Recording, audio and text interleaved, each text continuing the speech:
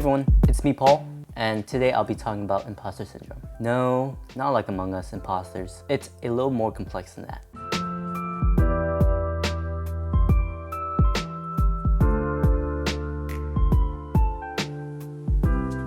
Based on Harvard Business Review, imposter syndrome can be defined as a collection of feelings of inadequacy that persist despite evident success. Imposters suffer chronic self-doubt and a sense of intellectual fraudulence that override any feelings of success or external proof of one's competence. To break it down, it's essentially the feeling of fear and anxiety that you don't belong in your current position. Pretty much feeling like a fraud and your accomplishment doesn't mean anything. Sometimes you think that you're just lucky to be where you are, whether you're in college, a fresh college graduate, or even 5 or 10 years deep into your career. No merit that you have achieved in the past would justify your success, only luck. And that is what imposter syndrome is.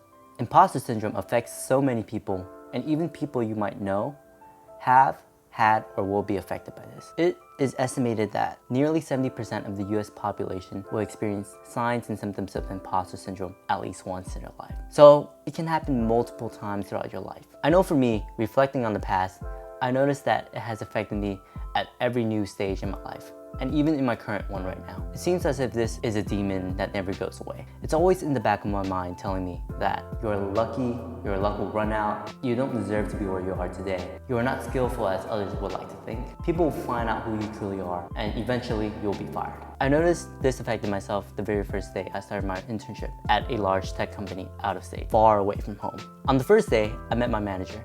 He told me that he was excited to have me on board with the internship, and he expected great things. He then handed me a PowerPoint slide deck and a USB drive and told me that I had 10 weeks to build what was inside that deck. Eager me, I thanked him for the opportunity and rushed back to my desk. I opened the deck and did not have the words to describe what I saw next. Was it astonishment? Was it devastation? All I knew was that I felt crushed. The PowerPoint only had 2 slides. The first slide didn't have any information. It was just a title page. The second slide had one huge, big detailed diagram that a second-year college student could barely understand, with huge buzzwords like Hive, Hadoop, Scala, R, collaborative filtering, machine learning.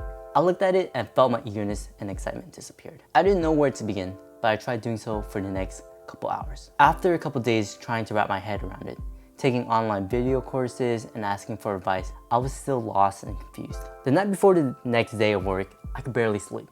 And when I did, I had nightmares about what would happen. During the next day, when I stepped onto the campus, I felt my heart racing, beating out of my chest, for the fear that I would not be able to accomplish anything once again today. That's when demons came rushing to my head again, repeating and reminding me that you will not succeed. You should quit. You do not belong here. It was a mistake hiring an intern like you.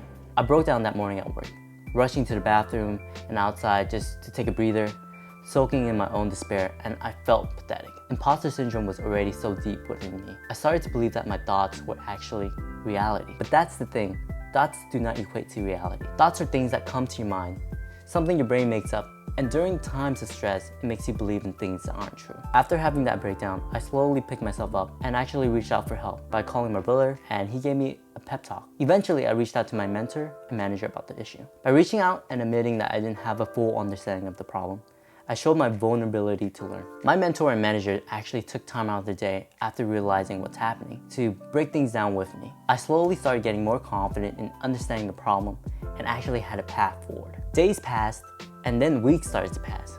Before I knew it, by the end of the internship, I was able to build this complicated machine using a technology I never touched before. I even got to present it to one of the directors of the company. I convinced myself that this was not luck, but rather a successful accomplishment that I achieved by learning from others and building on that knowledge with my own hard work. As you can tell from this story, tech and software development may exacerbate those inner demons and imposter syndrome, where you feel so terrible about yourself and your ability to code. This happens quite often in tech, where software engineers and consultants like ourselves believe a certain rhetoric where people in our industry know everything about programming and coding and know such a wide variety of things, and that if you don't know that much, then you are nothing worth of praise. We usually go down the rabbit hole of thinking we'll never reach that stage, but in reality, we are slowly building our knowledge, learning new things as we continue coding every day. And eventually, one day, we will have solved that problem, where at first, it seemed impossible. Imposter syndrome will come at you at certain times, but know that you are not alone in this feeling. But rather, there are people feeling the same way as you. It is normal to feel this way, but don't let that feeling become a reality. Your reality is totally different from that of what you think inside your head. Realize that and you will beat that inner demon. Believe in yourself. You are worth so much more than what my words can express. Hopefully you don't feel as alone with this feeling and that you enjoyed this video. See you next time. Bye.